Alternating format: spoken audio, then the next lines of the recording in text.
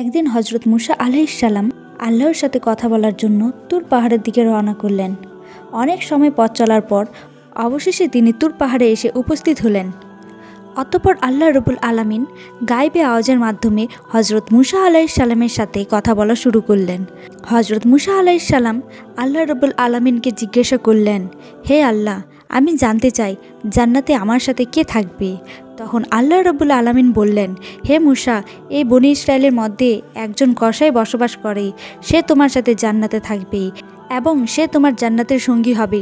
এই কথা শোনার পর হজরত মুসা আলাইহিস সালাম বিনয়ের সাথে আল্লাহ রব্বুল আলামিনের কাছে জানতে চাইলেন, হে আল্লাহ, আমাকে তুমি নবী বানিয়ে এই পৃথিবীতে পাঠিয়েছ, আমার সাথে তো জান্নাতে থাকার কথা, আল্লাহওয়ালা বুজুর্গ দরবেশ ব্যক্তি, কিন্তু আমার জান্নাতের সঙ্গী কেন একজন কসাই হবে? হে মাবুদ, আপনি দয়া করে ওই কসাই ব্যক্তির ঠিকানা দিন, আমি গিয়ে দেখতে চাই সে কি এমন আমল করে যে আমলের কারণে সে আমার সাথে জান্নাতে বসবাস করবে। তখন আল্লাহ রব্বুল আলামিন বললেন, হে মুসা, তুমি আজকে বাড়িতে চলে যাও, সময় হলে আমি তোমাকে ডেকে আনবো। আল্লাহ রব্বুল আলামিনের কথা শুনে হজরত মুসা আলাইহিস সালাম বাড়িতে ফিরে আসলেন। বেশ কিছুদিন পর একদিন আল্লাহর নবী হজরত মুসা আলাইহিস সালাম কোনো একটি জায়গায় যাওয়ার জন্য বাড়ি থেকে রওনা করলেন। তিনি রাস্তায় হাঁটতে হাঁটতে পথের মধ্যে দেখতে পেলেন একজন মহিলা রাস্তায় দাঁড়িয়ে কান্না করছে।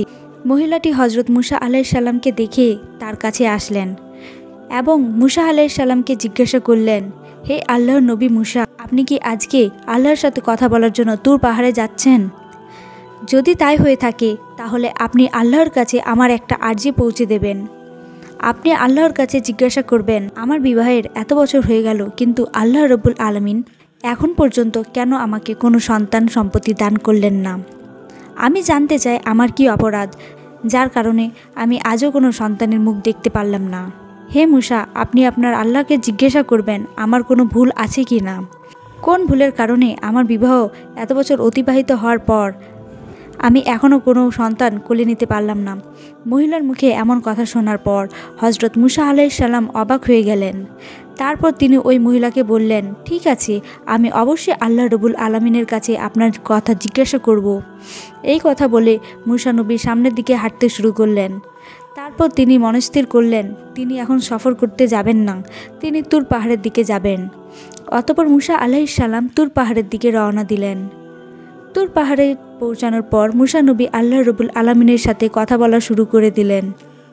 মুসা আলাইহিস সালাম আল্লাহর কাছে জানতে চাইলেন, হে আল্লাহ রব্বুল আলামিন, আমি রাস্তা দিয়ে আসার সময় একজন মহিলা আমাকে বলেছে তার বিয়ের অনেক বছর হয়ে যাওয়ার পরেও আপনি তাকে কেন এখনও কোনো সন্তান সম্পত্তি দান করেননি।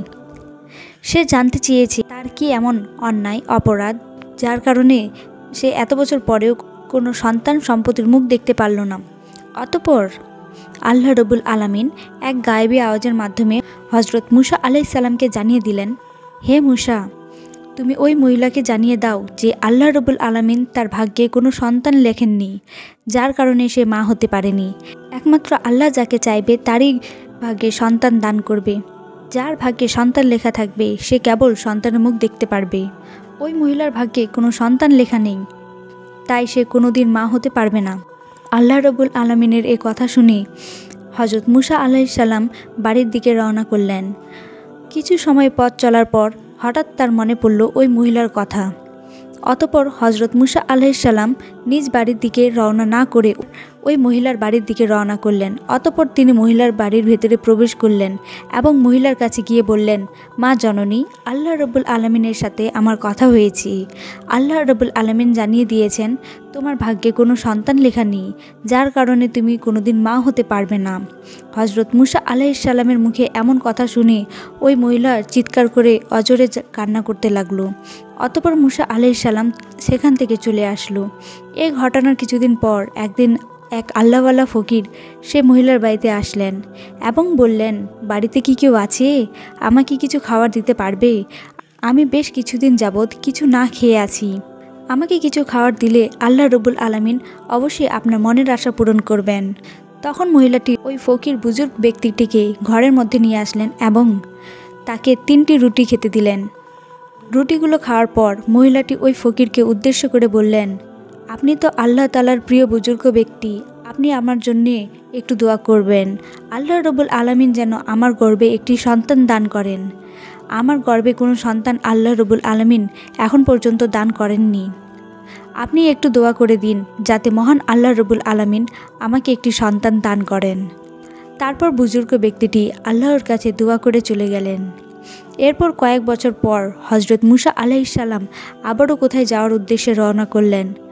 হাঁটতে হাঁটতে হঠাৎ হজরত মুসা আলাইহিস সালামের ওই মহিলার কথা মনে পড়ে যায়। তখন মুসা আলাইহিস সালাম ওই মহিলার বাড়িতে প্রবেশ করলেন। মহিলার বাড়িতে ঢুকে মুসা আলাইহিস সালাম যা দেখলেন তা দেখে তিনি বিস্মিত হয়ে গেলেন। তিনি দেখতে পেলেন ওই মহিলা একটি ছোট্ট শিশু বাচ্চাকে কোলে নিয়ে মনের আনন্দে খেলা করছে।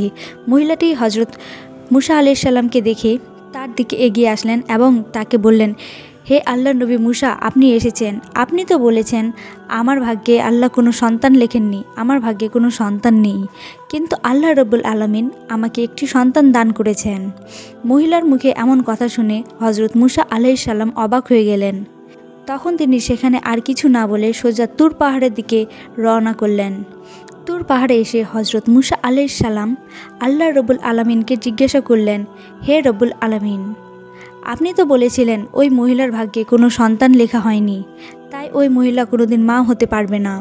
কিন্তু আজ আমি তার বাড়িতে গিয়েছিলাম, গিয়ে দেখতে পেলাম ওই মহিলাটি ছোট্ট একটি শিশুর সাথে মনের আনন্দে খেলা করতেছে এবং সে মহিলা বলেছে যে আল্লাহ রব্বুল আলামিন তাকে একটি সন্তান দান করেছেন। ইয়া রব্বুল আলামিন, আমি এই ব্যাপারটা বুঝতে পারিনি, কিভাবে এই ঘটনা ঘটল। তখন আল্লাহ রব্বুল আলামিন এক গায়েবী আওয়াজের মাধ্যমে হজরত মুসা আলাইহিস সালামকে জানিয়ে দিলেন, হে মুসা, যদি তুমি এই প্রশ্নের উত্তর পেতে চাও তাহলে কোনো এক মানুষের গোশত নিয়ে আমার কাছে আসো, তাহলে তুমি তোমার প্রশ্নের উত্তর পেয়ে যাবে।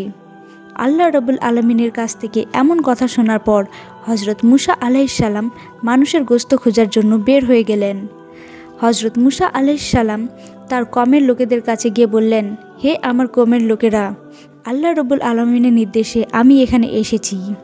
আল্লাহ রব্বুল আলামিন বলেছেন মানুষের গোশত নিয়ে যেতে।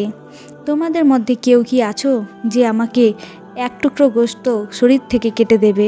মুসা আলাইহিস সালামের এমন কথা শুনে তার কমের লোকেরা অস্বীকৃতি জানিয়ে সেখান থেকে চলে গেল। এই ঘটনায় হজরত মুসা আলাইহিস সালাম অনেক চিন্তিত এবং পেরেশানি হয়ে গেলেন। চিন্তিত মন নিয়ে তিনি এদিক সেদিক ঘোরাফেরা করতে লাগলেন। অবশেষে কোনো সমাধান না পেয়ে তিনি বাড়ির দিকে রওনা করলেন।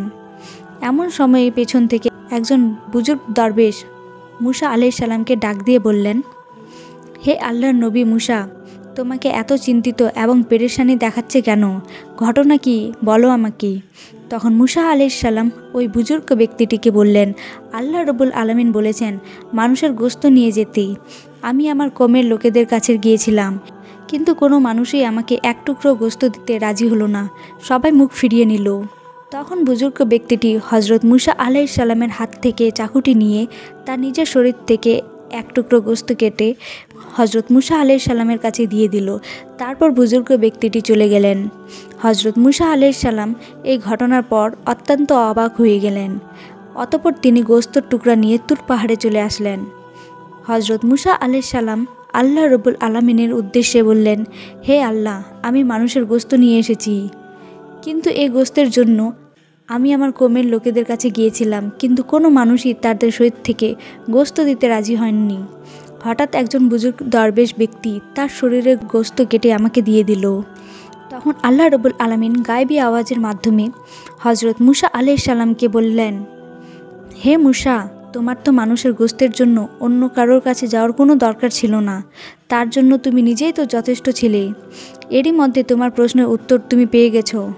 আর ওই বুজুর্গ দরবেশ ব্যক্তিটি আমি আল্লাহর নাম শোনা মাত্রই তার শরীরের গোশত তোমাকে দিয়ে দিল। তার দোয়ার বরকতের ফলেই আমি ওই মহিলার গর্ভে সন্তান দিয়েছি। হে মুসা, জেনে রেখো, যে বান্দা আমার জন্য পাগল এবং আমি আল্লাহর নামের উপর যে সব কিছুই বিসর্জন করে এবং আমাকে খুশি করার জন্য সে মান্য করে, আমি আল্লাহ রব্বুল আলামিন তার জন্য সব কিছু করতে পারি। তার দোয়ার ফলে আমি মানুষের ভাগ্য পরিবর্তন করে দিতে পারি। মুসা আলাইহিস সালাম আল্লাহর কাছে এই প্রশ্নের উত্তর পেয়ে তিনি সরাসরি বাড়িতে চলে গেলেন। আর এভাবে বেশ কিছুদিন অতিবাহিত হয়ে গেল। একদিন হজরত মুসা আলাইহিসসালামের হঠাৎ মনে পড়ে গেল আল্লাহ রব্বুল আলামিন বলেছিলেন একজন কসাই তার জান্নাতের সঙ্গী হবে। তখন হজরত মুসা আলাইহিসসালাম সেই প্রশ্নের উত্তর পাওয়ার জন্যে তুর পাহাড়ের দিকে রওনা করলেন। হজরত মুসা আলাইহিসসালাম তুর পাহাড়ে এসে আল্লাহ রব্বুল আলামিনকে বললেন, হে আল্লাহ রব্বুল আলামিন, আপনি বলেছিলেন এই বনি ইসরায়েলের একজন কসাই আমার সাথে জান্নাতে যাবে। দয়া করে আপনি সেই কসাইয়ের ঠিকানা আমাকে দিন। আমি দেখে আসতে চাই কি এমন আমল করার কারণে সে আমার সাথে জান্নাতে যাবে। তখন আল্লাহ রাব্বুল আলামিন এক গায়বী আওয়াজের মাধ্যমে হজরত মুসা আলাইহিসসালামকে সেই কসাইয়ের ঠিকানা দিয়ে দিলেন। এরপর মুসা আলাইহিসসালাম তুর পাহাড় থেকে সোজা সেই কসাইয়ের দোকানে আসলেন। মুসা আলাইহিসসালাম দূরে দাঁড়িয়ে কসাইয়ের দোকানে লক্ষ্য করলেন। কসাই দোকানে বসে গোস্ত কাটছেন এবং ভালো গোস্তগুলো কেটে কেটে আলাদা একটি পাত্রে রাখছেন। এছাড়া আর কোনো অন্য আমল গোসাইয়ের মধ্যে দেখতে পাচ্ছেন না। কিছুক্ষণ পর কসাই দোকান বন্ধ করে সেই ভালো গোস্তের পাত্রটি নিয়ে বাড়ির দিকে রওনা করলেন। হজরত মুসা আলাইহিসসালাম কসাই লোকটির পিছু পিছু অনুসরণ করতে লাগলেন। কিছুক্ষণ পর কসাই বাড়িতে এসে পৌঁছালেন। হজরত মুসা আলাইহিসসালাম সেই দিন কসাইয়ের বাড়িটা লক্ষ্য করে চলে গেলেন। পরের দিন হজরত মুসা আলাইহিসসালাম কসাইয়ের বাড়িতে এসে দরজায় নক করে বললেন, বাড়িতে কি কেউ আছে? কিন্তু বাড়ির ভেতর থেকে কোনো শব্দ পেল না। তখন মুসা আলাইহিসসালাম ভাবলেন এ বাড়িতে হয়তো আর কেউ থাকে না। তখন তিনি বাড়ি থেকে আবার সেই কসাইয়ের দোকানের দিকে চলে গেলেন। মুসা নবী কসাইয়ের দোকানটি আবার দূর থেকে লক্ষ্য করলেন। সেই দিনও ওই কসাই ভালো ভালো গোস্তের টুকরাটি একটি অন্য পাত্রের মধ্যে রাখছেন। সেই দিনও কসাই ভালো ভালো গোস্তের টুকরাটি কেটে কেটে একটি অন্য পাত্রে রাখছিলেন। সেই দিন কসাইয়ের দোকানে একটি ক্রেতাও ছিল। ক্রেতাটিকে লক্ষ্য করে বললেন, ভাই, আপনি আমাকে এই ভালো ভালো গোস্তের টুকরো থেকে গোস্ত দিন, বিনিময়ে আমি আপনাকে দাম প্রদান করব। তখন কসাই বলল, ভাই, আপনি আমাকে যতই অতিরিক্ত দাম দেন না কেন, আমি এই গোস্তগুলো বিক্রি করব না। আমি এই গোস্তগুলো বাড়িতে নিয়ে যাব। মুসা নবীর মনে মনে চিন্তা করতে লাগলেন, বাড়িতে তো কেউ থাকে না, তাহলে এই গোস্তগুলো কার জন্য নিয়ে যাবি? অতঃপর ক্রেতা অন্য গোস্ত নিয়ে চলে গেল। কসাই দোকান বন্ধ করে সেই ভালো গোস্তের টুকরোগুলো হাতে নিয়ে বাড়ির দিকে রওনা করলেন। তখন হজরত মুসা আলাইহিসসালাম কসাইয়ের পিছু পিছু অনুসরণ করতে লাগলেন। মুসা আলাইহিসসালাম দেখলেন যখন কসাই বাড়িতে আসলেন তখন দরজা খুলে প্রবেশ করলেন। মুসা আলাইহিসসালাম তার কিছুক্ষণ পর দরজার কাছে গিয়ে দরজার মধ্যে শব্দ করে বললেন, বাড়িতে কি কেউ আছেন? আমি একজন মুসাফির, আমি বিপদে পড়ে এসেছি। আজকের রাতটুকু আমি এখানেই কাটাতে চাই। তখন ঘর থেকে কসাই এসে বলল, আপনাকে তো ঠিক চিনতে পারলাম না। তখন মুসা আলাইহিসসালাম বললেন, ভাই, আমি একজন মুসাফির, আমি আজকে এই রাতটুকু এখানে থেকে কাল সকালে চলে যাব, আমাকে একটু আশ্রয় দিন। তখন কসাই বলল, ঠিক আছে ভাই, আপনি আমার ঘরে আসুন। ঘরের ভেতরে আসার পর কসাই মুসা আলাইহিসসালামকে বললেন, ভাই, আপনি একটু বসুন, আমি পাশের ঘর থেকে একটু কাজ সেরে আসছি। কিছুক্ষণ পর মুসা নবী লক্ষ্য করলেন কসাই পাশের ঘরে গিয়ে একটি চুলা জ্বালিয়ে সেই গোস্তের টুকরোগুলো নিজে নিজেই রান্না করছেন। তিনি আরও লক্ষ্য করলেন কসাই রান্না শেষ করে একজন বৃদ্ধ মহিলাকে কোলে করে নিয়ে বসিয়ে সেই রান্না করা গোস্তের টুকরাগুলো তার মুখে তুলে খাইয়ে দিচ্ছেন, যেমন করে একটি শিশু বাচ্চাকে তার মা খাইয়ে দেয়। কিছুক্ষণ পর কসাই কিছু রুটি এবং গোস্ত নিয়ে হজরত মুসা আলাইহিসসালামের কাছে আসলেন এবং তাকে রুটি ও গোস্ত দিয়ে বললেন, ভাই, আপনি এই রুটি এবং গোস্তগুলো খান, আমার একটা বিশেষ কাজ থাকায় আপনার জন্য খাবার দিতে দেরি হয়ে গেল। তখন মুসা আলাইহিসসালাম কসাইকে বললেন, ভাই, আমি খাবো পরে, আগে আপনি আমার একটা প্রশ্নের উত্তর দিন। যে বৃদ্ধ মহিলাকে আপনি কোলে করে বসিয়ে খাওয়ালেন সে বৃদ্ধ মহিলাটি কে? তখন কসাই জবাব দিল, ভাই, বৃদ্ধ মহিলাটি হলো আমার দুঃখিনী মা। এই দুনিয়ায় আমার মা ছাড়া আমার আর কেউ নেই, আর আমি ছাড়া আমার মায়ের কেউ নেই। এই বলে কসাই চলে গেলেন। কিছুক্ষণ পর হজরত মুসা আলাইহিসসালাম লক্ষ্য করলেন সেই বৃদ্ধ মা ঘরের ভেতরে বসে আল্লাহ রব্বুল আলমিনের দরবারে দুই হাত তুলে দোয়া করে বলছে, হে আল্লাহ রব্বুল আলমিন, এ দুনিয়ায় আমার ছেলে ব্যতীত আমার আর কেউ নেই। মাবুদ গো, আমার ছেলের প্রতিদিন দোকান থেকে ভালো ভালো গোস্তের টুকরোগুলো আমি মায়ের জন্য নিয়ে এসে রান্না করে আমি মায়ের মুখে তুলে দেয়। হে আল্লাহ, আমি আমার সন্তানের প্রতি সন্তুষ্ট, আর তুমি আমার সন্তানের প্রতি সন্তুষ্ট থেকো। হে মাবুদ, আমি মা হয়ে তোমার দরবারে হাত তুলেছি এই বনি ইসরায়েলের সবথেকে বড় পয়গম্বর হজরত মুসা আলাইহিসসালামের সঙ্গে তুমি আমার ছেলের জান্নাত নসিব করিও। এই দৃশ্য দেখে হজরত মুসা আলাইহিস সালাম অত্যন্ত অবাক হয়ে গেলেন। অতঃপর পরের দিন তিনি তুর পাহাড়ের দিকে রওনা করলেন। তুর পাহাড়ে এসে আল্লাহ রব্বুল আলামিনকে বললেন, হে রব্বুল আলামিন, আমি কসাইয়ের তেমন কোনো আমল দেখতে পাইনি, তবে একটি আমল দেখেছি, আর সেটি হলো সে অত্যন্ত মা ভক্ত। সে তার মাকে অত্যন্ত সম্মান ও শ্রদ্ধা করে। সে তার মাকে খুব খেদমত করে। সে তার বৃদ্ধ মাকে কোলে তুলে বসিয়ে প্রতিদিন নিজ হাতে রান্না করে গোশত খাওয়ায়। মুসা আলাইহিস সালামের কথা শুনে আল্লাহ রব্বুল আলামিন গায়েবী আওয়াজের মাধ্যমে মুসা নবীকে জানিয়ে দিলেন, হে মুসা, এই বৃদ্ধ মা তার সন্তানের প্রতি সন্তুষ্ট। তার সন্তান তাকে অত্যন্ত শ্রদ্ধা এবং ভালোবাসে এবং সে তার মায়ের খেদমত করে। আর এই বৃদ্ধ মা তার সন্তানের প্রতি খুশি হয়ে আমি আল্লাহর দরবারে প্রতিদিন 2 হাত তুলে দোয়া করে বলে, হে মাবুদ, আমার সন্তানকে তুমি মুসা নবীর সাথে জান্নাতে থাকার ব্যবস্থা করে দিও। হে মুসা, আমি দুনিয়ার সব কিছু ফিরিয়ে দিলেও মায়ের দোয়া কখনো ফিরিয়ে দিতে পারি না, তাই আমি সেই বৃদ্ধ মায়ের দোয়া কবুল করে নিয়েছি। এই জন্যই ওই কসাই লোকটি জান্নাতে তোমার সাথে বসবাস করবে। এরপর তেমনিভাবে চলে যায় সময়ের পর সময়। ইতিমধ্যে হজরত মুসা আলাইহিস সালাম আল্লাহর দেওয়া সমস্ত আদেশগুলো দায়িত্ব সহকারে পালন করেছেন। এবার তার বিশ্রামের পালা। তাছাড়া হজরত মুসা আলাইহিস সালামের অনেক বয়স হয়ে গিয়েছে। তিনি অতীতের সব কথাগুলো মনে মনে ভাবছেন। এরই মধ্যে হঠাৎ একদিন হজরত আজরাইল আলাইহিস সালাম হজরত মুসা আলাইহিস সালামের ঘরের সামনে এসে দাঁড়ালেন। আজরাইলকে দেখে হজরত মুসা আলাইহিস সালাম বললেন, হে আজরাইল, তুমি কি আমার জান কবজ করতে এসেছো? তখন আজরাইল আলাইহিস সালাম বললেন, হ্যাঁ, আমি আল্লাহর আদেশে আপনার জান কবজ করতে এসেছি। তখন মুসা আলাইহিস সালাম বললেন, তুমি কি আমার সেই মুখ দিয়ে জান কবজ করবে যে মুখ দিয়ে আমি আল্লাহ রব্বুল আলামিনের সাথে কথা বলেছি? তখন হজরত আজরাইল আলাইহিস সালাম বললেন, তাহলে আমি আপনার চোখ দিয়ে জান কবজ করব। তখন মুসা আলাইহিস সালাম বললেন, কোন চোখ দিয়ে জান কবজ করবে? যে চোখ দিয়ে আমি আল্লাহর নূরের তাজাল্লি প্রদর্শন করেছি সেই চোখ দিয়ে। তখন হজরত আজরাইল আলাইহিস সালাম বললেন, তাহলে আমি আপনার নাক দিয়ে জান কবজ করব। হজরত মুসা আলাইহিস সালাম বললেন, এই নাক দিয়ে আমি আল্লাহ রব্বুল আলামিনের ঘ্রাণ অনুভব করেছি। হজরত আজরাইল আলাইহিস সালাম বললেন, আমি আপনার এত কথা শুনতে চাই না। আমার যেদিক দিয়ে ইচ্ছা আমি সেদিক দিয়েই জান কবজ করে নিয়ে যাব। হজরত মুসা আলাইহিস সালাম আজরাইলের এই কথা শুনে অত্যন্ত ক্রোধান্বিত হয়ে ঠাস করে হজরত আজরাইল আলাইহিস সালামকে একটি থাপ্পড় লাগিয়ে দিলেন। তখন সাথে সাথে আজরাইল আলাইহিস সালামের চোখ বের হয়ে গেল। আজরাইল আলাইহিস সালাম আল্লাহ রব্বুল আলামিনের কাছে এসে সমস্ত ঘটনা বর্ণনা করলেন।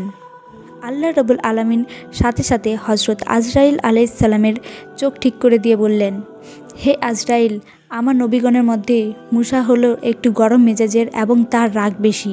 হে আজরাইল, তোমাকে আর মুসা নবীর কাছে যেতে হবে না। মুসার ব্যাপারটা আমি আল্লাহ নিজেই দেখে নেব। তার কিছুদিন পর আল্লাহ রব্বুল আলামিন একটি ওহির মাধ্যমে হজরত মুসা আলাইহিস সালামকে জানিয়ে দিলেন, হে মুসা, তুমি যদি একটি মেষের পশমের সংখ্যা সমান আমার কাছে হায়াতের আর্জি করো, আমি আল্লাহ রব্বুল আলামিন সেই পরিমাণ হায়াত তোমাকে দান করব। তুমি পৃথিবীতে যতদিন থাকার ইচ্ছা পোষণ করো, আমি তোমাকে ততদিন রাখব। আল্লাহ রব্বুল আলামিনের এ কথা শুনে হজরত মুসা আলাইহিস সালাম বললেন, হে আল্লাহ, তারপরেও তো আমাকে একদিন না একদিন মৃত্যুর স্বাদ গ্রহণ করতে হবে। তাহলে কষ্ট করে এতদিন এই পৃথিবীতে থেকে কি হবে? হে আল্লাহ, আমি এই পৃথিবীতে এতদিন থাকতে চাই না। আমি তোমার সান্নিধ্য লাভ করতে চাই। আমি অতি শীঘ্রই তোমার দিদার লাভ করতে চাই। হে রব্বুল আলামিন, তুমি আমার নির্ধারিত হায়াতের পরেই তোমার সান্নিধ্য লাভ করার জন্য তোমার কাছে আমাকে নিয়ে যেও। হে রব্বুল আলামিন, তোমার কাছে আমার মৃত্যুর পূর্বে শেষ একটি অনুরোধ, তুমি আর একটিবার তুর পাহাড়ে নিয়ে তোমার সাথে কথা বলার সুযোগ করে দাও। আল্লাহ রব্বুল আলামিন তখন হজরত মুসা আলাইহিস সালামকে তুর পাহাড়ে যাওয়ার অনুমতি দিলেন। অতঃপর হজরত মুসা আলাইহিস সালাম তুর পাহাড়ে আসলেন এবং আল্লাহ রব্বুল আলামিনের নূরের তাজাল্লি প্রদর্শন করলেন। অতঃপর হজরত মুসা আলাইহিস সালাম আল্লাহর দরবারে প্রার্থনা করে বললেন, হে আল্লাহ, আমার কমের প্রতি আপনি গজব নাজিল করিয়েন না। তাদেরকে আপনার ছায়াতলে আশ্রয় দিন। তাদেরকে আপনি রুজি রোজগারের ব্যবস্থা করে দিন এবং তাদেরকে আপনি অনাহারে মৃত্যু দিবেন না। তখন আল্লাহ রব্বুল আলামিন হজরত মুসা আলাইহিস সালামের দোয়ার আবেদনের পরিপ্রেক্ষিতে জানিয়ে দিলেন, হে মুসা, আমি আল্লাহ রব্বুল আলামিন ইমানদার, নাফরমান ও কাফের সহ সমস্ত মানুষের প্রতিপালক। আমি কখনো অনাহারে রাখি না। তারা যে যেখানেই থাকুক না কেন, আমি সেখানেই তাদের খাবার পৌঁছে দিই। অতঃপর আল্লাহ রব্বুল আলামিন আবার মূসা আলাইহিস সালামকে বললেন, হে মূসা, তুমি তোমার লাঠির দ্বারা পাহাড়ের উপর আঘাত করো। এরপর হজরত মূসা আলাইহিস সালাম পাহাড়ের উপর আঘাত করার সাথে সাথে পাহাড়ের পাশ দিয়ে একটি নদী বয়ে যায়। তারপর আল্লাহ রব্বুল আলামিন হজরত মূসা আলাইহিস সালামকে আবার বললেন, হে মূসা, তুমি নদীর উপর আঘাত করো। হজরত মূসা আলাইহিস সালাম আবার নদীর উপর যখন আঘাত করলেন, তখন নদীর উপর দিয়ে পাথর ভেসে যাচ্ছিল। তখন আল্লাহ রব্বুল আলামিন আবার মূসা আলাইহিস সালামকে বললেন, হে মূসা, তুমি পাথরের উপর আঘাত করো। তখন হজরত মূসা আলাইহিস সালাম পাথরের উপর আঘাত করতে দেখলেন পাথর ফেটে একটি ফড়িং বেরিয়ে আসলো, যার মুখের মধ্যে ছিল একটি কাঁচা ঘাস। এই দৃশ্য দেখার পর হজরত মূসা আলাইহিস সালাম সিজদায় লুটিয়ে পড়লেন। কিছুক্ষণ পর হজরত মূসা আলাইহিস সালাম সিজদা থেকে উঠে আল্লাহ রব্বুল আলামিনকে সালাম প্রদান করে তুর পাহাড় থেকে বেরিয়ে এলেন। তিনি যখন সামনের দিকে অগ্রসর হতে লাগলেন, তখন তিনি দেখতে পেলেন রাস্তার পাশে কতিপয় লোক মিলে একটি কবর খুঁজছে। তখন মূসা আলাইহিস সালাম তাদের কাছে গিয়ে জিজ্ঞেস করলেন, হে ভাইয়েরা, তোমরা এই নির্জন এলাকায় কার জন্য কবর খুঁজছো? তখন তাদের মধ্যে একজন জবাব দিলেন, হে আল্লাহর নবী মূসা, আমরা আপনার মতোই একজন মহান ব্যক্তির কবর খুঁজছি। আপনিও আমাদের সাথে এই সওয়াবের কাজে শরিক হতে পারেন। তখন তাদের কথাই হজরত মূসা আলাইহিস সালাম তাদেরকে কবর খোঁড়ার কাজে সাহায্য করলেন। এরপর তাদের মধ্যে থেকে একজন মূসা নবীকে বললেন, হে আল্লাহর নবী মূসা, আমরা যার জন্য কবর করতেছি সেও আপনার মতো। আপনি একবার কবরে শুয়ে কবরের মাপটা পরিমাপ করে দেখতে পারেন। ওই লোকের কথা মতো হজরত মূসা আলাইহিস সালাম কবরে গিয়ে শুয়ে পড়লেন। অতঃপর আল্লাহ রব্বুল আলামিনের দরবারে দোয়া করলেন, হে আল্লাহ, এই জায়গাটা কতই না নিশ্চুপ এবং নিঃশব্দ। এই জায়গাটি তুমি আমার জন্য কবুল করো। সাথে সাথে মূসা আলাইহিস সালামের দোয়া কবুল হয়ে যায়। তখন একজন ফেরেশতা এসে হজরত মূসা আলাইহিস সালামকে একটি আপেল খেতে দিলেন। মূসা আলাইহিস সালাম বিসমিল্লাহ বলে সে আপেলটি খেতে থাকলেন, আর সাথে সাথে হজরত মূসা আলাইহিস সালামের জান কবজ হয়ে যায়। এরপর সেই ফেরেশতারূপী মানুষ হজরত মূসা আলাইহিস সালামকে কবর থেকে উঠিয়ে গোসল করিয়ে জানাজা পড়িয়ে পুনরায় ওই কবরে দাফন করে দিলেন।